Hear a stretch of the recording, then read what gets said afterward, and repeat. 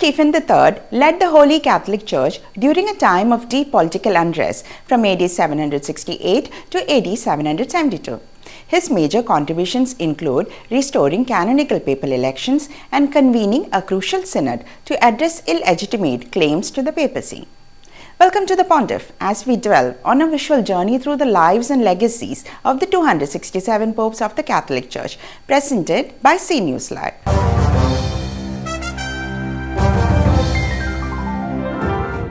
Pope Stephen III, elected as the 94th head of the Holy Catholic Church, reigned for only 4 years from AD 768 to AD 772. His reign was a turbulent and unhappy one. His ministry, which began in a period of unrest, ended in tragedy. Born in AD 723 on the island of Sicily in southern Italy to Greek parents, Stephen entered the Benedictine monastery in Rome and began his monastic life.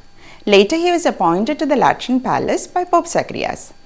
His predecessor, Pope Paul I, governed with a strict administrative style that alienated the Roman nobility. Tensions escalated so far that some nobles even considered assassinating Pope Paul I. Instead, they hoped for the election of a pope more sympathetic to their interests. Following the death of Pope Paul I, a noble broke his oath and, backed by soldiers, declared a commoner and his brother Constantine as pope.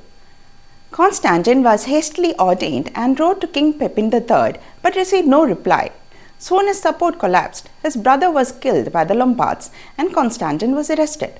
The Lombards then installed a priest named Philip as pope, but his papacy was swiftly rejected and he also was removed.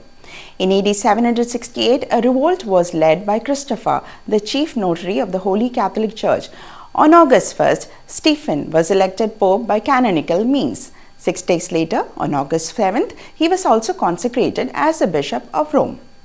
Constantine, the rival pope, was dragged through the street, deposed by a synod, stripped of his insignia and imprisoned in a monastery. There, a mob attacked him and gouged out his eyes. At the synod held in AD 769, all records of his election and reign was burnt and his acts were declared null and void. Constantine was further sentenced to a life in a monastery. The same synod decreed that henceforth only deacons and cardinal priests would be allowed to elect the pope. Laymen would no longer have a vote.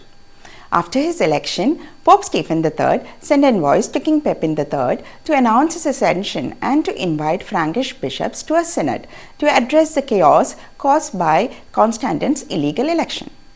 13 bishops attended. Stephen's papacy, however, was dominated early on by Christopher. In an effort to free himself from Christopher's control, Stephen formed an alliance with Desiderius, the Lombard king. Desiderius had both Christopher and his son Sergius killed. Desiderius betrayed the pope, breaking his promises and reducing Stephen to dependence. In AD 771, King Charles renounced his marriage to Desiderius' daughter, sparking a bitter rivalry between the Lombards and the Franks.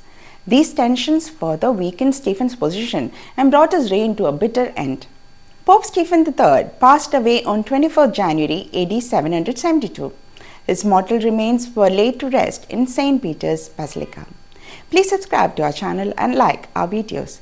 Join us next time to learn about the next Pontiff. Until then, this is Soni Manoj signing off for CNewsLive.